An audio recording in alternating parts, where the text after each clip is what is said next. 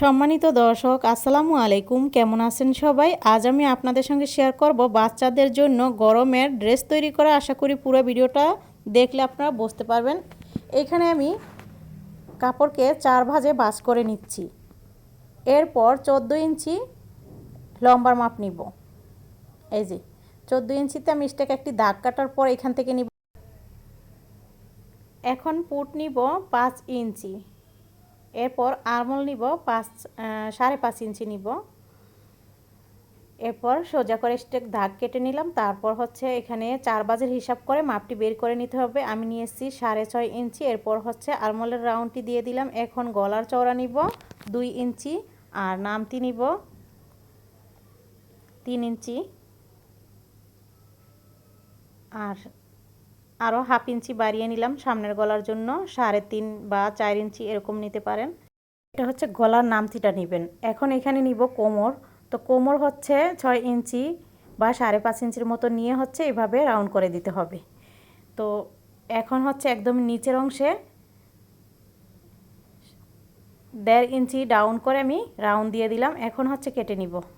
তো শুরুতে আমি গলার এখানে কেটে নিচ্ছি কাপড়টাকে আলাদা করে। এরপর হচ্ছে গলার এখানে কেটে নেওয়ার পর আরমোলের এখানে কেটে এরপর হচ্ছে সাইড কেটে নিব। এরপর হচ্ছে নিচের যে রাউন্ডটা 1.5 ইঞ্চি ডাউন করে যে আমি মার্ক করে নিয়েছিলাম সেখানেও কেটে নিয়েছি।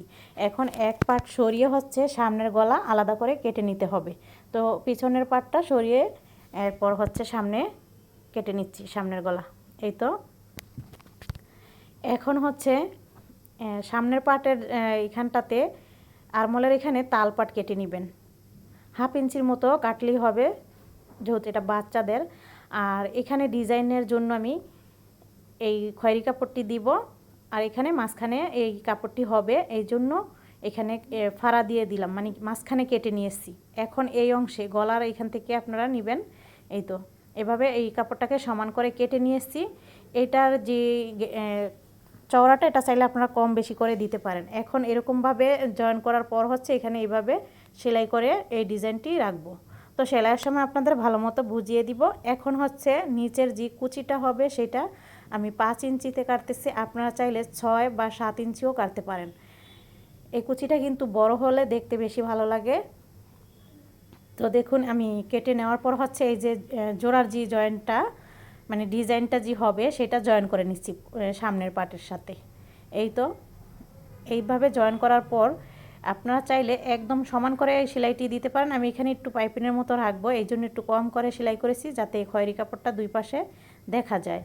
তো সেমভাবে আমি সেলাই করে নিয়েছি আর নিচে সমান করে কেটে নিয়েছি। এখন হচ্ছে গলার এখানে কুচি হবে 3 ইঞ্চি কাপড়কে 2 ভাঁজ করার পর কিন্তু এখানে 1.5 ইঞ্চি হয়েছে। তো এই 1.5 ইঞ্চি কাপড়কে কুচি দিয়ে গলার এখানে সেলাই করে লাগিয়ে নিব। এরপর হচ্ছে গলার এখানে আলাদা করে আবার পাইপিং করব।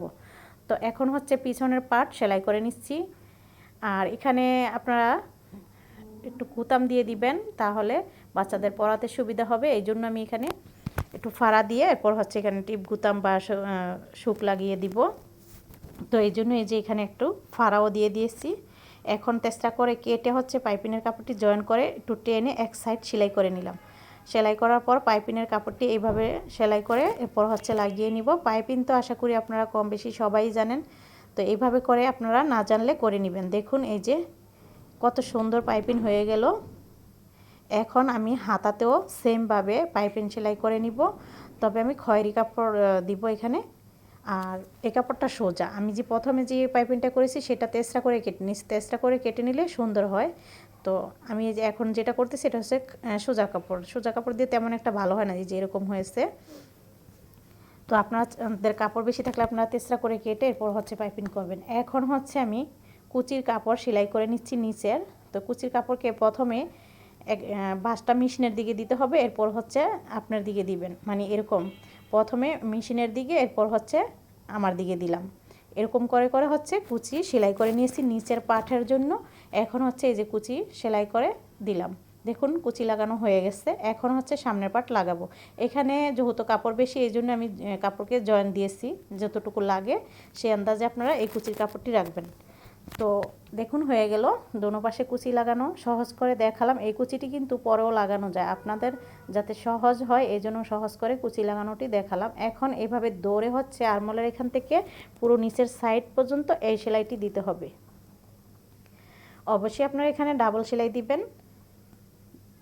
তো আশা করছি আপনারা বুঝতে পারছেন। কেমন লাগলো কমেন্টের মাধ্যমে অবশ্যই জানাবেন। দেখুন কতটা সুন্দর হয়েছে।